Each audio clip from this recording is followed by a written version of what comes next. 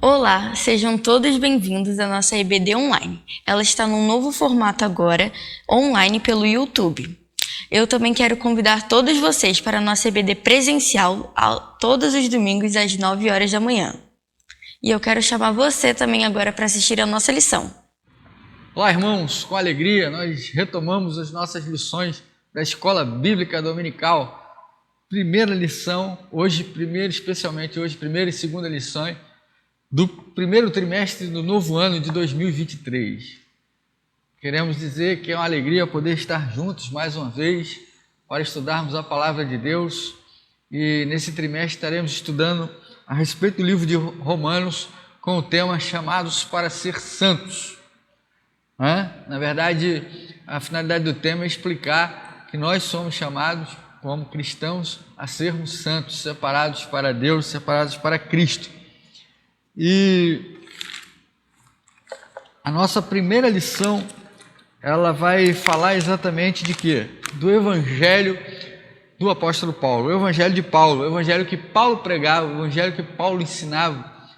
Para que a gente possa desenvolver bem o estudo de Romanos, é preciso compreender alguns pontos importantes.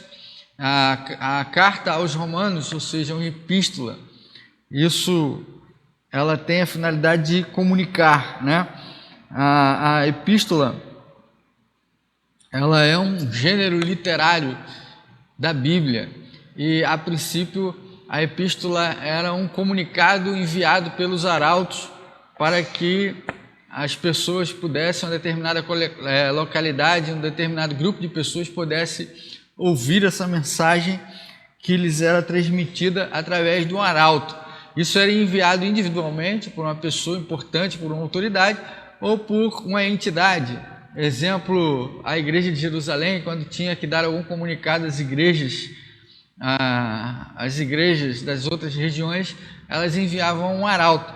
Posteriormente, isso passou a ser aplicado a cartas enviadas por uma entidade ou indivíduo. O objetivo dessas epístolas, o objetivo dessas cartas que eram enviadas, era para tratar problemas de comunidades específicas. Conforme os problemas iam surgindo, essas autoridades iam sendo questionadas e elas iam ali enviando orientações, enviando ensinos, dilapidando questões particulares. Os primeiros cristãos da cidade em particular, sobre como se comportar, né? São as orientações que eu falei. Paulo vai dar à igreja de Roma algumas orientações de como se comportar e como levar uma vida cristã. O primeiro ponto da nossa lição é o evangelho que Paulo anunciava. Paulo, ele começa a sua carta através de uma apresentação. Aqui, provavelmente, Paulo ele não era conhecido da igreja de Roma pessoalmente. Roma não teria sido uma igreja da qual teria sido fundada por Paulo através de suas viagens missionárias. Então, Paulo ele gasta um tempo maior, e aí no caso de Romanos, 7 versículos, para comunicar quem ele era, para se apresentar à igreja e dizer que ele tinha a autoridade de Deus, a autoridade de Cristo para estar ali pregando, para estar falando àquela igreja. Ele tinha a autoridade de comunicar àquela igreja algo que Cristo estava revelando através dele, através de si. E Paulo vai e se apresenta. O apóstolo Paulo ele tinha o seu apostolado muito criticado, e alguns contestavam o apostolado de Paulo por causa do fato de Paulo não ser testemunho ocular do ministério de Jesus, ele não ter andado com Jesus como Pedro, como Mateus, como o Tiago, como Judas. Ele não andou como estes, e por isso o seu chamado, a sua autoridade pastoral, apostólica, ela vem do encontro pessoal de Paulo com Jesus de maneira sobrenatural. Então, Paulo tinha ali questionamentos a respeito de quem ele era e do seu chamado, da sua autoridade apostólica, e por isso Paulo gastou aqui um tempo maior do que Paulo costumava gastar para se apresentar nas outras cartas. Nas outras cartas nós vamos ver que eram muito menos versículos, Paulo era mais objetivo, se apresentava de forma mais clara porque ele era conhecido das comunidades para quem ele escrevia. Muitas delas ele próprio organizou essas igrejas, então todas as igrejas que estavam nessa condição de terem sido implantadas no ministério de Paulo, elas o conheciam, então ele não precisava gastar tanto tempo com a apresentação e falando da sua autoridade, porque essa autoridade já era percebida, já era recebida por estas igrejas pelas quais ele pregou o evangelho e enraizou ali as igrejas, né? A raiz do evangelho ali para que a igreja se desenvolvesse. Pesava sobre Paulo também uma acusação de Paulo ser anomista, ou seja, Paulo ser contrário à lei, né? Paulo não era contrário à lei, longe disso, mas pesava sobre ele por causa da sua conversão, por causa da sua transformação, a maneira como ele passou a falar da igreja, passou a agir em relação à igreja, passou a falar de Jesus, né? Você pode acompanhar isso nos livros de Atos, no capítulo 9 e 10, você vai ver essa transformação, e nos capítulos seguintes ao capítulo 10, você vai encontrar a nova vida de Paulo, o Paulo apóstolo, aquele Paulo transformado pelo evangelho de Jesus. E de 9 para trás, você vai ver algumas vezes o apóstolo Paulo aparecendo como perseguidor da igreja. Então, são duas condições e que Paulo estava. Uma vez que Paulo se converteu, que Paulo transformou-se através do amor de Cristo, Paulo passou a ser tido pelos judeus como anomista, aquele que era contrário à lei dos judeus. Isso eram algumas coisas que pesavam a respeito de Paulo. Não é? Por isso, a igreja que não conhecia, ele precisou fazer uma longa apresentação pessoal, mas organizar os seus pensamentos acerca do que acreditava do Evangelho. Quem é Paulo? Nós já vimos aí que Paulo era um apóstolo de Cristo que tinha que defender o seu apostolado por causa do seu chamado ter sido não um chamado pessoal visível como dos outros 12 do início, né? Foi o próprio Jesus, sim, que chamou Paulo, isso está claro em Atos capítulo 9, mas Paulo tinha que explicar isso, tinha que se explicar e tinha que defender a sua posição e o seu chamado o tempo todo por conta disso não ter acontecido da mesma forma dos outros. Paulo, ele se autodesignava como um escravo. Escravo vem da palavra doulos, do grego, né? Expressando, quando Paulo se dizia escravo, ele estava expressando ali humildade e insignificância pessoal. Uma pessoa que foi comprada por alguém, no caso Cristo, né? Razão pela qual perde o seu direito próprio. Na concepção de Paulo, Paulo era um escravo de Cristo, e por ser escravo de Cristo, ele não tinha direito sobre sua própria vida, sua vida era inteiramente possessão de Cristo, ele era uma posse de Cristo. A vida de Paulo era viver para Cristo.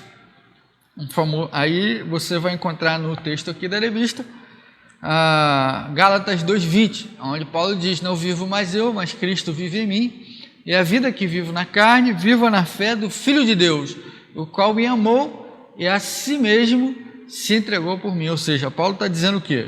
Paulo está dizendo que a vida dele não tem mais sentido sem Jesus, ele não tem mais propósitos pessoais, ele não tem mais aspirações pessoais, ele não vai fazer nada que contrarie aquele que o comprou, que é quem? Jesus. Então, a vida que ele vive é uma vida para glorificar a Cristo, de quem ele fala, a quem ele apresenta, a quem pertence o Evangelho, a quem é o Evangelho que ele defende.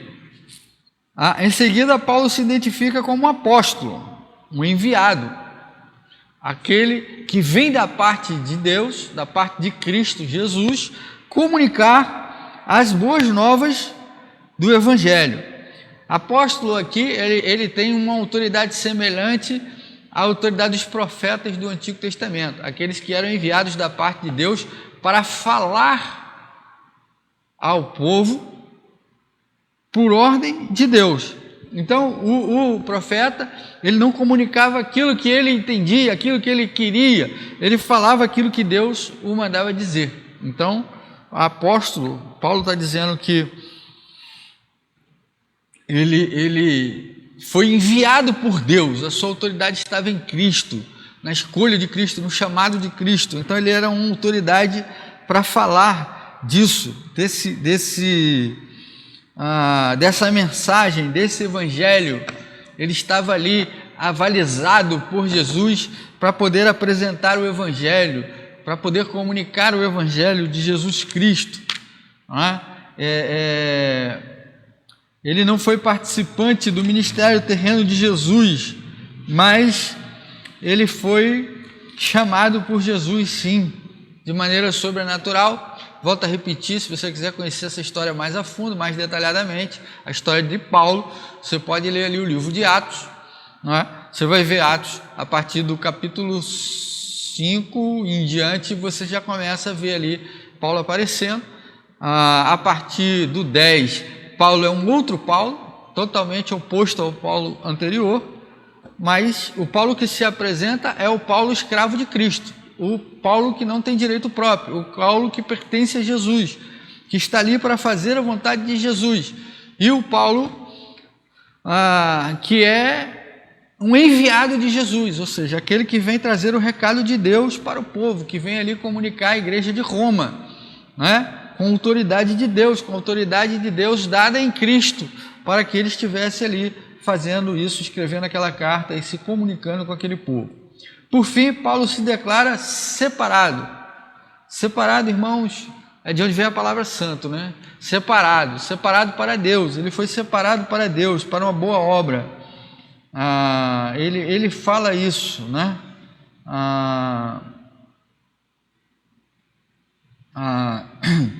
Paulo tinha a origem farisaica, né? Ele era um fariseu antes da sua conversão. Depois ele é transformado e ele é separado para quê? Ele é separado para viver um amor, para viver o evangelho de Jesus. Antes ele era separado para viver uma religiosidade, como fariseu ele era separado para viver uma religiosidade debaixo da lei e das obras. Depois de Cristo Jesus, ele é chamado para viver o evangelho da graça de Jesus, da graça de Cristo Jesus. Então Paulo ele muda de status, né? Muda de condição. Ele era um camarada que vivia uma religiosidade debaixo da lei de Deus, da Torá, dos judeus. Ele era um judeu faraizante, ele era um cara que se preocupava com a lei, que defendia a lei, que zelava pela lei e agia para preservar a lei. E passou a se tornar um apóstolo de Cristo, ou seja, aquele que vive da graça de Jesus Cristo, né? Ele foi separado, ele deixou de ser um fariseu e passou a ser um cristão, um apóstolo de Cristo, um escravo de Jesus. É muito bom entender isso aí, irmãos, né?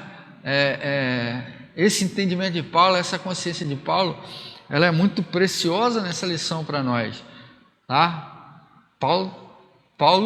A consciência de Paulo deveria e deve ser a nossa consciência, né?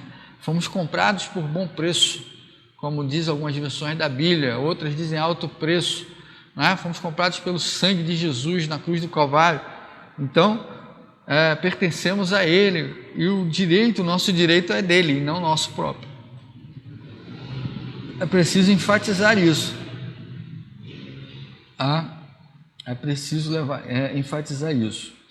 Então, Paulo ele era separado para o Evangelho de Deus, que é Jesus. E o que isso representa? O que significava isso? Então, vamos lá. O Evangelho que Paulo pregava. A palavra Evangelho não é uma palavra criada por Jesus, tá? Não é uma palavra criada por Jesus. Na verdade, queridos, quando a gente lê a Bíblia, às vezes a gente entende, eu vou abrir um parêntese aqui, que Jesus criou palavras, gêneros literários, criou alegorias, mas Jesus não fez isso. Jesus se utilizou do que já existia, do que era conhecido do povo, porque a mensagem que ele vinha trazer, ela precisava ser entendida. Então, Jesus usava termos que o povo conhecia e usava histórias que o povo conhecia, usava gêneros literários que o povo conhecia. Então não foi Jesus que inventou as parábolas já existiam no contexto veterotestamentário, no contexto do Velho Testamento, e Jesus se apropriou delas para poder ensinar lições para que o povo entendesse, porque o povo conhecia as parábolas. Então ele se usou de um gênero literário, ele se usou de algo que o povo conhecia para comunicar ao povo, para que o povo pudesse entender a mensagem que ele estava trazendo. Então o Evangelho ele era uma prática, né, que os romanos tinham de agradecer a César, de louvar César pelos grandes feitos que César tinha feito através do seu exército, né? A figura de salvador da paz, mediante o poderio bélico do seu exército, através das guerras, e esse evangelho dos romanos ele era centrado na pessoa do imperador, que em muitos casos era tido como uma divindade, adorado como um deus, né? Era o caso do faraó no Egito, também é o caso do imperador romano. E Paulo ele usa um termo conhecido dos romanos, que é o evangelho, mas ele fala que ele traz o evangelho da parte de Deus e não da parte de César. O evangelho romano ele era centrado na figura do imperador, na figura de um homem. Mas o evangelho de Paulo, o evangelho que Paulo cria, o evangelho que Paulo pregava, o evangelho que Paulo vivia, era um evangelho fundamentado, centralizado na pessoa de Jesus Cristo. Era o evangelho de Deus, né? Era o evangelho de Deus. O evangelho romano tinha origem no imperador, o evangelho de Paulo tinha origem em Deus, na pessoa de Jesus, em Cristo. O evangelho de César era louvado a partir das guerras, da morte. O evangelho de Paulo, ele trazia vida, ele era promotor de vida. O evangelho de Deus em Cristo, ele promovia a vida e não a guerra, não a morte. O evangelho de Cristo, ele promove vida, queridos.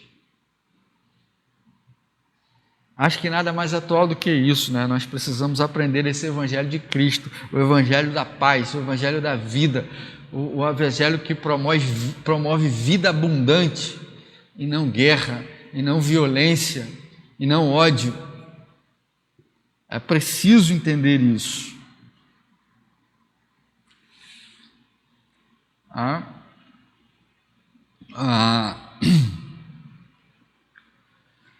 O evangelho de Paulo é o evangelho que vence a morte, né? E não divulga a morte. O evangelho de Paulo ele vence a morte como? Por meio da ressurreição em Cristo Jesus. O evangelho de Paulo ele vence a morte por meio da ressurreição em Cristo Jesus. O evangelho de Paulo ele dependia de uma atitude de fé por parte de quem cria. O evangelho de Paulo ele era oposto, contraposto, antagônico ao evangelho romano. Ou seja, o evangelho que Paulo pregava estava na contramão do mundo. e ele transformava Paulo devedor de todos os homens, devedor de amor para todos os homens. Concluindo, queridos, no Evangelho, que é de Jesus, está a dinâmica, palavra dinamis, ou dunamis, que é traduzida por poder. Nessa boa notícia, encontramos o Salvador quando cremos. É por meio da fé. Quando cremos, encontramos o Salvador. O Evangelho que Paulo prega é o Evangelho de justiça. E essa justiça, ela se manifesta do princípio ao fim através da fé. Quer dizer que a justiça de Deus se manifesta quando cremos no Evangelho, quando acreditamos na fidelidade de Deus em nos salvar por meio de Jesus.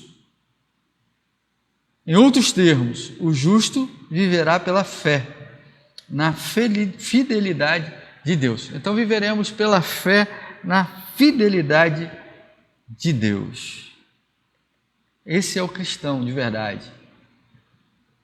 Esse é aquele que é chamado para ser santo, é aquele santo de Deus, é aquele que vive a sua vida do princípio ao fim pela fé em Cristo Jesus, sendo fiel ao Evangelho que prega. Você reconhece sua condição de escravo de Cristo? Lembra que eu falei lá que a gente tinha que perceber isso, essa consciência de Paulo, que nós também teríamos que ter essa consciência de Paulo? Você se reconhece como escravo de Cristo? Você se vê nessa condição de escravo de Cristo? Você admite que a vida não é sua, mas de Cristo? Quem é que está no controle da sua vida? Você ou Cristo? Você já se identificou para que foi separado? Você foi separado para viver o Evangelho da graça? Ou viver a lei? Ou viver a revelação geral? Ou viver a consciência? Você já se identificou? Se você foi separado para o Evangelho? Para viver o Evangelho? Que tipo de Evangelho você acredita que temos pregado? A nossa pregação, ela tem sido fiel àquilo que Jesus defendeu, àquilo que Jesus deixou, àquilo que Jesus nos transmitiu. Você tem pregado o Evangelho verdadeiro de Jesus Cristo, da forma como deve ser pregado? Você tem vivido esse Evangelho? Você tem proclamado com a sua vida esse Evangelho? Precisamos fazer essa avaliação. O Evangelho que temos pregado é verdadeiramente o Evangelho de Cristo, aquele que consiste no amor, na paz, na misericórdia, na graça de Jesus, para que consigamos nos identificar com esse Evangelho. Precisamos sim ter consciência de que somos escravos de Cristo, que não temos direito próprio, mas que a nossa vida pertence ao Senhor Jesus. Deus abençoe a sua vida e a sua família. Vamos agora prosseguir e continuar aqui nesse tempo, ainda juntos, para estudarmos a lição de número 2, a insuficiência humana. A insuficiência humana. O autor começa dizendo que nada nos afasta mais de Deus que a nossa incapacidade de enxergar como precisamos dele, ou o fato de não admitirmos isso. Essa é a maior das realidades humanas, queridos, a maior das realidades humanas. O que mais nos afasta de Deus, o que mais nos afasta do Senhor, é a incapacidade que temos de perceber a presença de Deus, de perceber a necessidade de Deus na nossa vida, a dependência que temos de Deus. Isso é o que mais nos afasta de Deus, é o que mais nos separa da comunhão de Deus, é exatamente isso, é enxergar a presença dEle, enxergar a necessidade que temos dEle, ou a habilidade ruim que temos de não admitir isso. O fato de não admitirmos que somos dependentes de Deus, que fomos criados para a sua glória, o fato de não admitirmos que somos criados para ter comunhão com Ele, ter uma vida com Ele, isso faz com que estejamos cada vez mais longe da presença de Deus.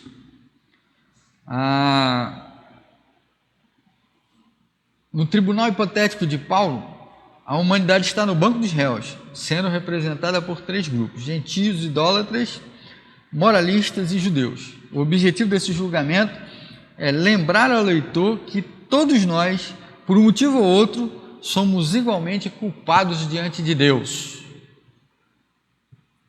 Paulo vai usar isso lá mais na frente, no capítulo 3, versículo 23. Vamos chegar lá. Esses 3 grupos, nós vamos estudar as características de cada um deles, eles deixam claro, essa introdução, essa insuficiência humana, essa insuficiência, essa incapacidade que nós temos de estar próximos de Deus, de ter comunhão com Deus, de admitir que nós precisamos de Deus, essas dificuldades, isso. E Paulo ilustra essa insuficiência a partir de 3 vertentes: a dos gentios idólatras, aqueles que não conhecem a Deus, que não conhecem a lei, no caso aqui a lei dos judeus, a Torá, os 5 primeiros livros da Bíblia ali, e aqueles que conhecem, mas não praticam, e aqueles que se acham soberbamente superior aos outros. Nós vamos analisar isso aqui por alguns minutos, nós vamos conversar sobre isso e analisar um pouco essa questão. Os gentios idólatras, do capítulo 1, do versículo 18 até o 32, tá? É o primeiro grupo.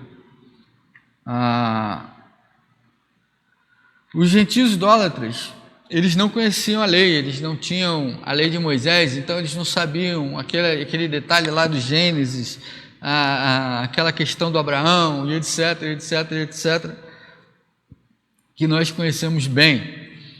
Eles não conheciam isso. Mas isso não é desculpa. Por quê? Porque eles têm a revelação geral. A revelação geral, ela é o testemunho dado pela criação, pelas coisas criadas por Deus. Elas nos dão uma percepção daquilo que é certo e daquilo que é errado. Todo mundo tem consciência daquilo que é certo, daquilo que é errado de alguma forma. A revelação mostra isso. Quando nós fazemos alguma coisa que dá errado, isso tem uma consequência negativa, tá? Essa consequência negativa, ela está dentro da definição de pecado, e quando nós fazemos isso, quando nós perturbamos a ordem natural das coisas, nós cometemos pecado. E ainda que a gente não tenha um detalhamento desse entendimento, um detalhamento claro desse entendimento, a gente percebe que isso é errado, percebe que isso não está bom, que isso não funciona, A revelação geral, por fazermos parte da criação, ela nos dá uma ideia perceptiva do que é certo e do que é errado. Isso não pode ser fundamentado doutrinariamente, mas faz parte do entendimento e da questão da inexcusabilidade do pecado. Inexcusabilidade quer dizer que não há desculpa para o pecado. O distanciamento de Deus fez com que os gentios se entregassem à perversão manifestada pela ignorância. Romanos 1, 23. Eles foram entregues às paixões vergonhosas, à disposição mental reprovável, à impureza sexual. Eles foram entregues a isso, quer dizer, eles estavam usando de práticas que eram abomináveis, que eram pervertidas do ponto de vista natural, Eles estavam torcendo aquilo que era natural, usando aquilo que era natural de forma inadequada, de forma contrária. Uma das definições de pecado é isso, errar o alvo. Errar o alvo é exatamente isso, usar as coisas fora do propósito para o qual foram criados, fazer as coisas fora do propósito para o qual fomos criados, perverter aquilo que é certo, aquilo que é natural. Isso é pecado. E aqui ele vai citar Romanos 1, 23, ele vai falar da impureza sexual, Romanos 1:24 das paixões vergonhosas, Romanos 1:26 da disposição mental reprovável, 1:28. Então, cada item desses, ele representa uma lista de pecados para os quais o autor afirma que vem a ira de Deus. Ou seja, a ira de Deus está sobre esses gentios idólatras, né? Esses que negam conhecer a Deus, mas que têm capacidade de perceber a revelação geral, ao testemunho da criação. E o que é essa ira de Deus? Essa ira de Deus, ela pode ser definida como uma profunda aversão ao pecado. Deus tem profunda aversão ao pecado. Deus não tolera o pecado, Deus não convive com o pecado. O pecado, ele é ofensivo, ele é nocivo, ele é invasivo, ele é ofensivo, extremamente ofensivo à natureza de Deus. Deus é avesso, completamente avesso ao pecado. Deus não suporta o pecado, Deus não tolera o pecado, Deus não convive com o pecado. Deus, guarda aí, não convive com o pecado. Não convive com a maldade. Ele se manifesta contra a impiedade, contra a injustiça. Quando a gente vê lá um dos atributos, uma das características do amor que Paulo trabalha lá em 1 Coríntios 13 é exatamente isso.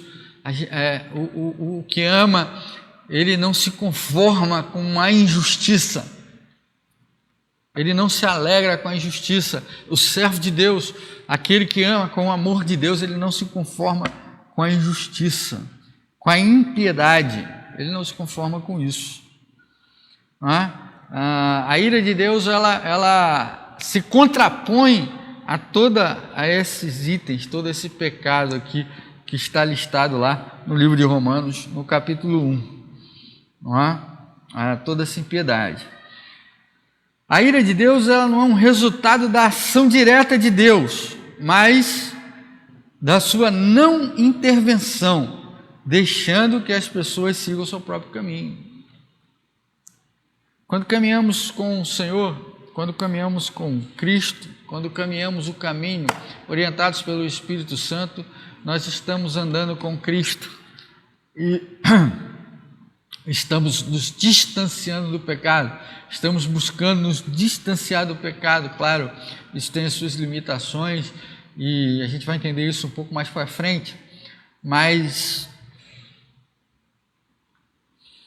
quando resolvemos viver a vida do nosso jeito, do nosso modo, da maneira como queremos, tirando completamente Deus da nossa vida, nós trazemos a ira de Deus, porque Deus nos considera responsável pelos nossos atos. E quando fazemos isso, nós trazemos essa ira, essa aversão do pecado para sobre nós, né? A ira de Deus, ela é tácita.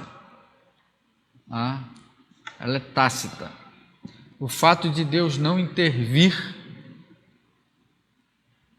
no desejo, nos nossos desejos, nas nossas ações, ela já se cumpre, tá? Ela não precisa ser direta, Deus agindo mas o simples fato de Deus não agir em favor já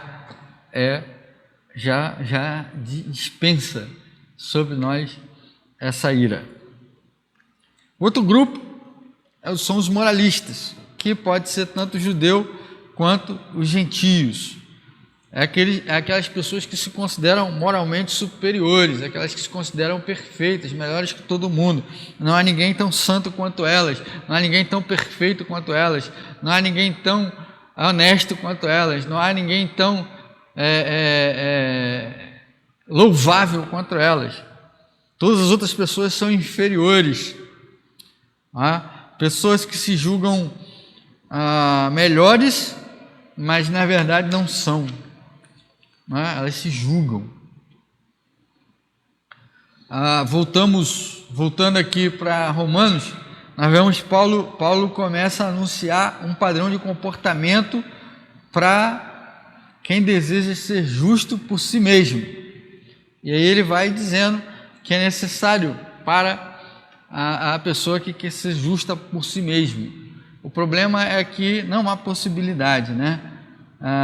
Paulo afirma aqui que no dia do juízo final, os homens serão julgados por suas obras, retribuindo a cada um pelo seu próprio procedimento, de modo que Deus dará a cada um o que lhe é devido. Ou seja, cada um receberá o seu galardão, a sua recompensa. Então, aos orgulhosos, aos caluniadores, aos soberbos, cada um receberá aquilo que lhe cabe. O julgamento, tanto para os gentios quanto para os judeus, tem 3 critérios. Deus vai julgar os segredos dos homens, ou seja, não adianta você tentar viver uma vida de pecado obscurecida pelas trevas, isso será revelado. Deus, ele vai julgar os segredos dos homens, ninguém passaria por esse crivo. Segundo, será mediante Jesus, é o outro critério, aqueles que estão em Cristo Jesus. E o terceiro é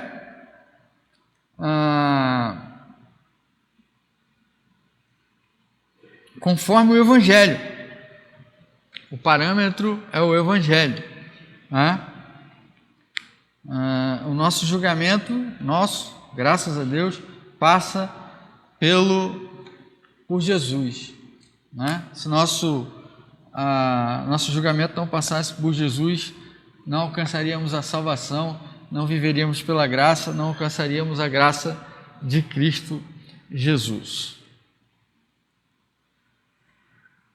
E o terceiro grupo são os judeus orgulhosos, aqueles que se consideravam os melhores, capazes de guiar cegos, de ser luz para os que estão em trevas, de ser instrutores de crianças. Contudo, não viviam a lei na sua plenitude. E assim dava motivos para que o nome de Deus fosse blasfemado pelos gentios. Isso te lembra alguma coisa?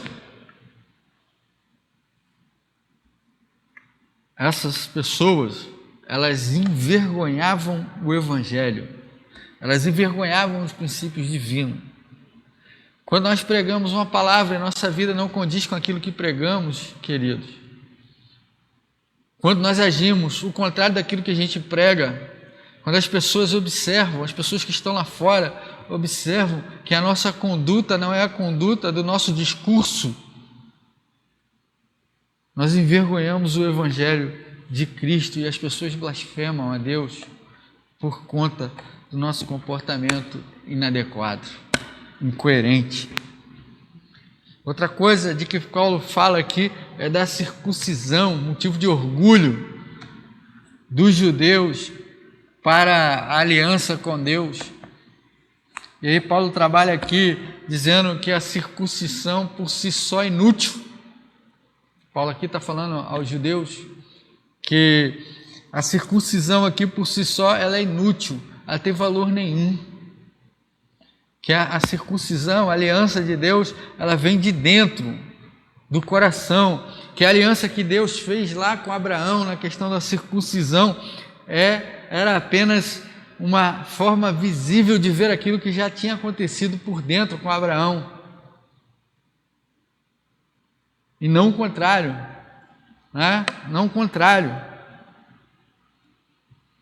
A circuncisão que vale é a circuncisão do coração, de dentro. E os gentios que criam e aceitavam Jesus, eles eram circuncidados por dentro, no coração. Não precisavam ser circuncidados por fora, fisicamente. Paulo lutava por isso. né? Paulo lutava por isso, a aliança feita no coração, pelo Espírito e não pela escrita. A circuncisão, ela era exigida pelos judeus cristãos, que os gentios também se circuncidassem. Paulo defendia que a circuncisão por si só não era nada, mas o que valia era a aliança do coração, a aliança de dentro, a aliança de Cristo, a aliança do amor de Deus e da misericórdia e da graça bendita do nosso Senhor Jesus Cristo. Isso era a circuncisão verdadeira, a circuncisão do coração, a aliança do coração. Porém, mesmo diante de tal revelação, os conterrâneos do apóstolo não conseguiram cumprir a lei. Por isso, a condenação deles também é merecida. É impossível ao homem natural cumprir a lei. A lei, ela tem a finalidade de revelar o pecado, de mostrar a nossa incapacidade, a nossa insuficiência de alcançar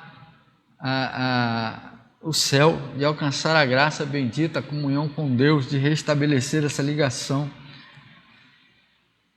A lei, ela só mostra o nosso pecado, ela não nos justifica, ela não nos purifica, ela só mostra que estamos errados, que somos devedores de Deus. Concluindo, chegando ao final desse tribunal, a conclusão pode ser resumida em 4 lições. Primeira, toda a humanidade está debaixo do pecado, portanto, sob condenação. Romanos 3,9. Que não há um justo sequer, pois todos pecaram, estão separados da glória de Deus. Romanos 3,10, 3,23. A lei serve para calar o mudo diante do juízo de Deus. Romanos 3,19. Ninguém se torna justo pela observância da lei. Romanos 3,20. Então, o que podemos fazer para nos tornarmos justos diante de Deus? Isso é o que veremos na próxima lição. Você se identifica com algum dos grupos apresentados? Você compreende que ninguém pode alcançar a Deus por si mesmo?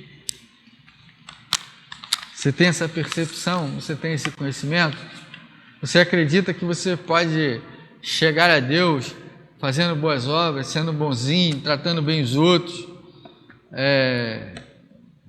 dando docinho para criança, comida para necessitado, roupa para necessitado? Você acha que isso é suficiente para você entrar na eternidade e viver uma vida com Cristo, com Deus na eternidade?